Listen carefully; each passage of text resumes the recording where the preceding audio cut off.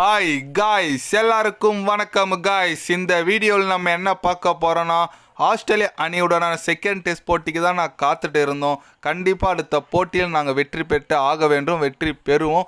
ஏன்னு கேட்டிங்கன்னா எங்களுக்கு அடுத்த போட்டி ரொம்ப ரொம்ப ஒரு முக்கியமானது அப்படின்னு சொல்லிட்டு இந்திய அணியின் கேப்டன் ரோஹித் சர்மா பார்த்தீங்கன்னா நாளைக்கு போட்டி தொடங்க போதுங்க, செகண்ட் டெஸ்ட் போட்டி. அதுக்கு முன்னே பத்திரிகையாளர் சந்திப்பில் நாங்கள் ஆஸ்திரேலியா வீழ்த்தி ஆக வேண்டும் சொல்லிட்டு சில பல கருத்துக்கள் பேசியிருக்காரு. அவர் என்ன பேசினார், ஏது பேசினார் சொல்லிட்டு வீடியோவில் டீட்டெயில்டாக பார்க்கலாம். அதுக்கு முன்னே நீங்கள் நம்ம சேனலுக்கு புதுசாக வந்திருந்தீங்கன்னா ஒரே ஒரு சப்ஸ்கிரைப் மட்டும் பண்ணிவிட்டு வாங்க, வீடியோக்குள்ளே போகலாம். ஆமாங்க, பத்திரிகையாளர் சந்திப்பில் சந்திச்சார் நம்ம ரோஹித் சர்மா. அவர் என்ன சொன்னார் கேட்டிங்கன்னா, அடுத்த போட்டி எங்களுக்கு ரொம்ப முக்கியமான போட்டி, நாங்கள் அடுத்த போட்டி விடுறதா கிடையாது, இதுக்கு தான் நான் காத்துட்ருக்கேன். ஏன்னு கேட்டிங்கன்னா நாங்கள் ஐசிசி டெஸ்ட் சாம்பியன்ஷிப் ஃபைனலுக்கு போனோன்னா எங்களுக்கு ஒவ்வொரு போட்டியும் முக்கியம், ஒவ்வொரு புள்ளியும் முக்கியம். அதனால் கண்டிப்பாக அடுத்த போட்டியில் நாங்கள் ஆஸ்திரேலியாவை விட மாட்டோம். கண்டிப்பாக வெற்றிக்கோசரம் தான் நாங்கள் போவோம். அது மட்டும் இல்லாமல் ஓப்பனிங் பேர் பார்த்தீங்கன்னா ஜெய்ஸ்வால், கேஎல் ராகுல் தான் களமிறங்க போகிறாங்க. அவங்களோட ஓப்பனிங் பேரை நான் பிரிக்க மாட்டேன் அப்படின்னு சொல்லிட்டு ஓப்பனாக ஸ்டேட்மெண்ட்டே கொடுத்துட்டாரு நம்ம ரோஹித் சர்மா. நிறைய பேர் இதை தான் கேள்வியிலே கேட்டுட்டு இருந்தீங்க. ஏன்னு தெரியுமாங்க, ரோஹித் சர்மா, ஜெய்ஸ்வால் தான் வழக்கமாக ஓப்பனிங் பண்ணிட்டு இருந்தாங்க டெஸ்ட்டில். இப்போ பார்த்தீங்கன்னா கேஎல் ராகுல் நல்லா பண்ணுறதுனால கேஎல் ராகுலும் ஜெய்ஸ்வாலும் ஓப்பனிங் பண்ண போகிறாங்க. Rohit Sharma down the order வர போகிறாரு. அப்படின்னா ஒரு 5-6 டவுனில் தான் இறங்க போகிறதா அதிகாரப்பூர்வமாக சொல்லிட்டாங்க.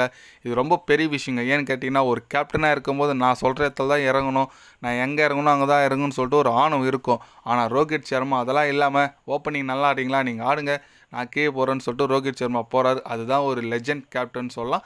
பரவாயில்ல விடுங்க, இந்திய அணி இந்த மாதிரி ஒரு நல்ல ஒரு டீமாக செயல்படுறது ரொம்ப பார்க்க நல்லா இருக்குது. அது இல்லாமல் அடுத்த போட்டி வேறு விட மாட்டோன்னு சொல்லிட்டு பேசியிருக்கார் ரோஹித் சர்மா. அதனால் நம்மளுக்கு ரொம்ப ஒரு முக்கியமான ஒரு கட்டத்தில் இருக்குங்க. ஏன்னா வெற்றி பெற்றால் மட்டும்தான் அடுத்தடுத்து நம்ம டெஸ்ட் சாம்பியன்ஷிப்புக்கு ஃபைனலுக்கு போக முடியும்.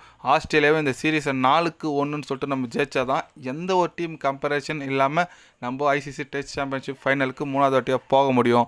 அதனால் இந்திய அணிக்கு தெரியும் ஒவ்வொரு போட்டியும் முக்கியம், ஒவ்வொரு புள்ளியும் முக்கியம். அதுதான் ரோஹித் சர்மா சொல்லியிருக்காரு. நாளைக்கு எந்த மாதிரி ஒரு பிளேயிங் லெவல் வரும்னு சொல்லிட்டு ஆல்ரெடி சொல்லிட்டாங்க. எந்த ஒரு சேஞ்சஸ் இல்லை. டேவிட் படிக்கலுக்கு பதிலாக கில்ல வராரு, அப்புறம் ஜூரிலுக்கு பதில் நம்ம ரோஹித் சர்மா வராரு அந்த டவுனில். இது மாதிரி தான் சேஞ்சஸ். மற்றபடி பவுலிங் அட்டாக்லாம் சேம் தான். வாஷிங்டன் சுந்தரை தான் கண்டினியூ பண்ண போகிறார் சொல்லிட்டு அதிகாரப்பூர்வமாக சொல்லிட்டாங்க. நானாக நினச்சேன் வாஷிங்டன் சுந்தரை கொஞ்சம் ட்ராப் பண்ணிட்டு அஸ்வின் எடுத்துகிட்டு வருவாங்கன்னு சொல்லிட்டு எதிர்பார்த்தேன். பட் இந்திய அணி நான் சேஞ்ச் பண்ண மாட்டேன், வாஷிங்டன் நல்லா பண்ணுறாரு, நான் அவரை தான் வச்சுப்பேன்னு சொல்லிட்டு அவர் வச்சுக்கிறாங்க. ஓகே, நல்லா பண்ணுறவங்களுக்கு இந்திய அணியில் வாய்ப்பு கிடைக்குது. ஓகே, நான் வாஷிங்டன் ரீசெண்ட் டைம் நல்ல ஃபார்மில் இருக்கார். அதனால் நீங்கள் சொல்லுங்கள், ரோஹித் சர்மா ஓப்பனிங் விளையாடினா நல்லா இருக்குமா, இல்லை டவுன் தி ஆர்டர் வந்தால் தான் நல்லா இருக்குமா? உங்களோட கருத்து என்னன்னு சொல்லிட்டு கமெண்டில் சொல்லுங்கள். இது போன்ற ஸ்போர்ட்ஸ் நியூஸை தெரிஞ்சுக்கணுன்னா சேனலை சப்ஸ்கிரைப் லைக் ஒன்று பண்ணிக்கோங்க. கண்டிப்பாக கிரிக்கெட் பற்றி day by day channel update வரும். மறக்காமல் சப்ஸ்கிரைப் மட்டும் கொஞ்சம் பண்ணி வச்சுக்கோங்க. நன்றி, வணக்கம்.